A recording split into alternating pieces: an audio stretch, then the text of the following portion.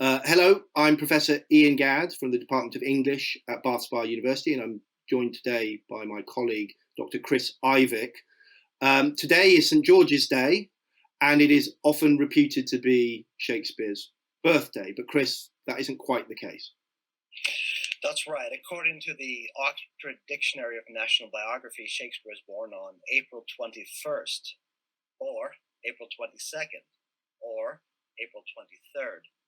But at some point, someone decided that April 23rd was Shakespeare's birthday, and it probably has everything to do with a celebration of England and Englishness. Shakespeare, the national playwright, hence a birthday on St. George's Day.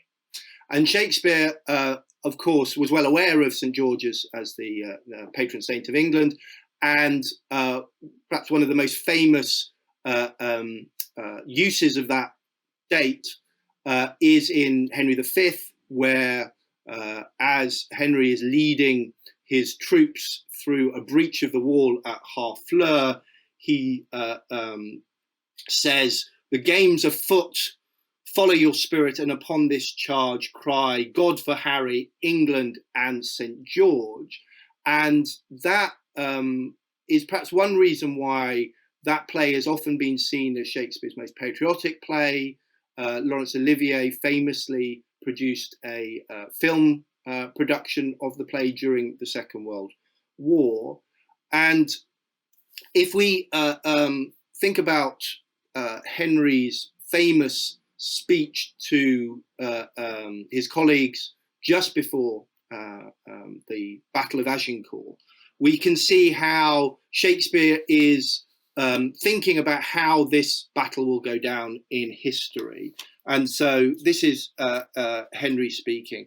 "This day is called the Feast of Crispian. He that outlives this day and comes safe home will stand a tiptoe when this day is named and rouse him at the name of Crispian. He that shall see this day and live old age will yearly on the vigil feast his neighbours and say, tomorrow is St. Crispian. And then he will strip his sleeve and show his scars and say, these wounds I had on Crispian's day. Old men forget, yet all shall be forgot, but he'll remember with advantages what feats he did that day. This story shall the good man teach his son, and Crispian shall ne'er go by from this day to the ending of the world, but we in it shall be remembered. We few, we happy few, we band of brothers, for he today that sheds his blood with me shall be my brother, be he ne'er so vile, this day shall gentle his condition." But Chris, can you say something a little bit about who or to whom Henry is addressing this speech?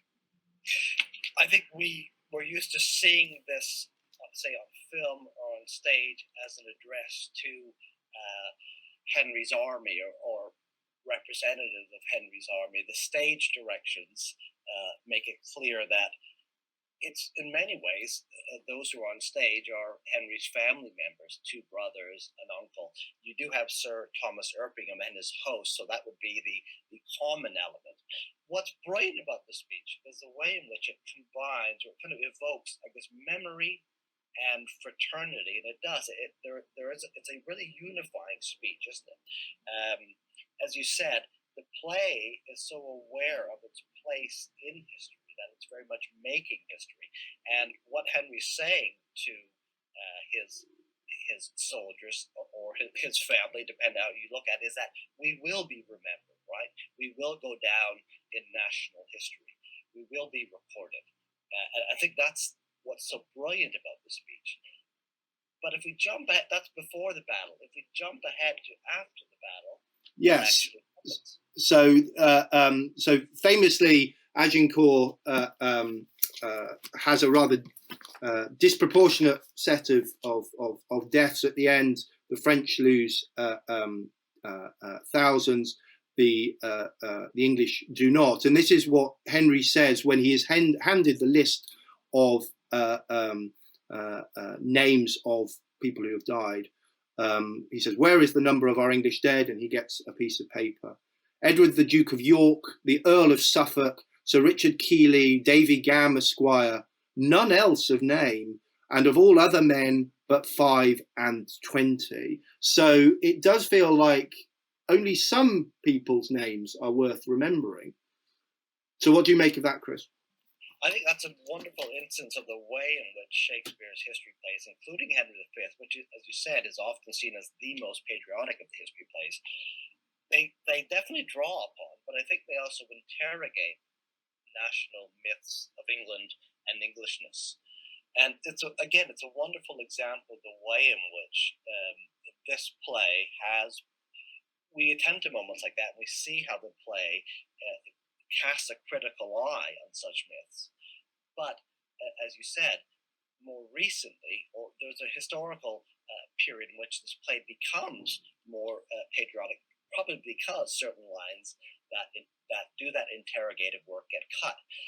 So I think we can draw a correlation between the way in which this play has come to be seen as patriotic and the way in which Shakespeare's birthday has been settled April 23rd, St. George's Day.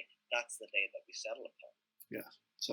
So happy St. George's Day, and maybe happy birthday, Shakespeare. Happy birthday.